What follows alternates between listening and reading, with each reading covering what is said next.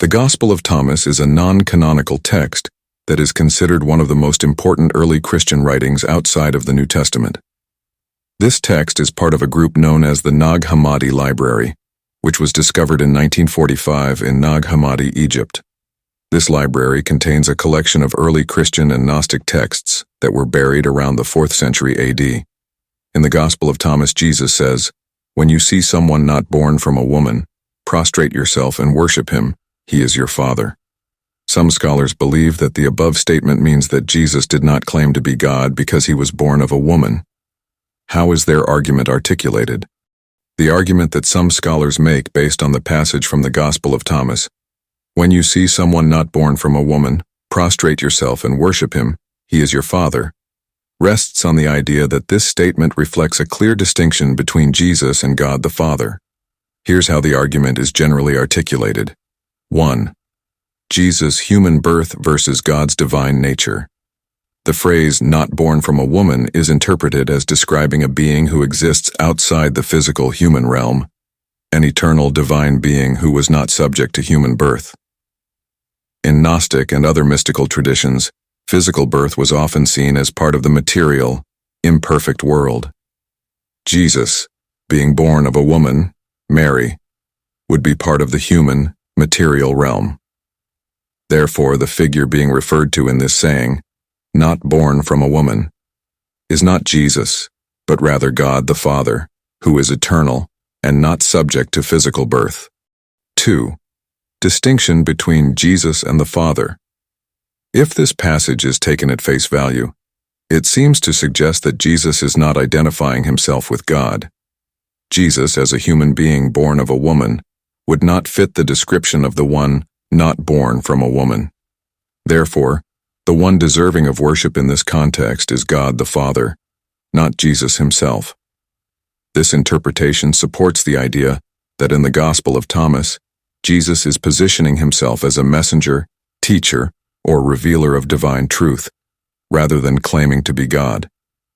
This aligns with the overall mystical and spiritual themes of the text, which emphasize direct knowledge or experience of the divine, often termed gnosis, over doctrinal or hierarchical distinctions.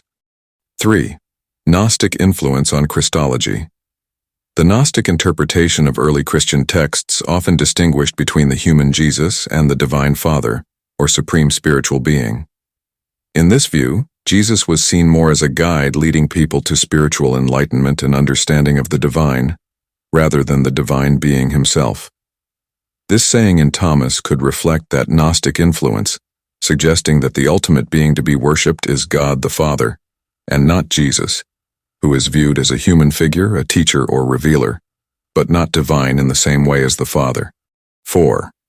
Implication for Christ's divinity. Scholars who hold this view argue that at least in the Gospel of Thomas, Jesus does not claim to be God because he does not fit the description of the one not born from a woman. Instead, the ultimate divine being, the Father, is distinct from Jesus, and Jesus serves as a conduit or messenger of divine wisdom rather than being the object of worship himself. In sum, these scholars believe that the saying implies a distinction between Jesus and God, and that Jesus is not claiming divinity because he was born of a woman, while the one deserving of worship, God the Father, is outside of the realm of human birth and the material world. This reflects a Gnostic or mystical interpretation where Jesus' role is to reveal the divine, not to claim divinity himself. Is the Gospel of Thomas older than the four Gospels?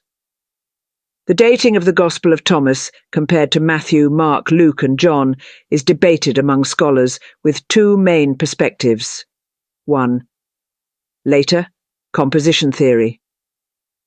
Most scholars argue that the Gospel of Thomas was written in the mid-2nd century CE, later than the canonical Gospels.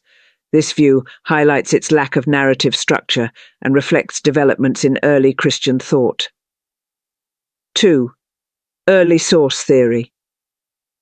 Some scholars suggest that the Gospel of Thomas may contain early traditions about Jesus' sayings that could predate the canonical Gospels, potentially dating it to the early 1st century CE. In conclusion, while the majority view is that the Gospel of Thomas is later than the canonical Gospels, There is a minority perspective that it may be an earlier witness to Jesus' teachings, keeping the debate ongoing.